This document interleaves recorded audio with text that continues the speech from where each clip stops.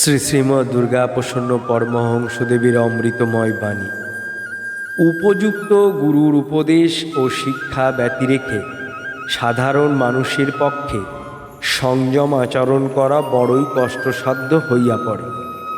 এই জন্য বৈদিক ও পৌরাণিক যুগে প্রত্যেক মাতা পিতা তাহাদের সন্তানগণকে প্রথম বোধ উন্মেষের সঙ্গে সঙ্গে গুরুগৃহে পাঠাতেন।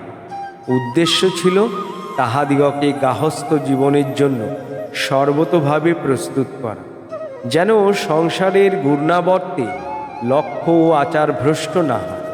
গার্হস্থ্য জীবনকে সুষ্ঠু এবং মধুময় করিতে হইলে কাম, দম, নিষ্ঠা, ত্যাগ প্রভৃতি সদ্গুণাবলী আয়ত্ত করিতে হয়। সংযম হইতেই এতদ্ গুণাবলীর উৎপত্তি। যিনি সংযমী তিনি সাধারণ মানুষের বহু ঊর্ধ্বে। গুরুর নির্দেশ ব্যতিরেকে সংযম শিক্ষা বহু আয়াসসাধ্য।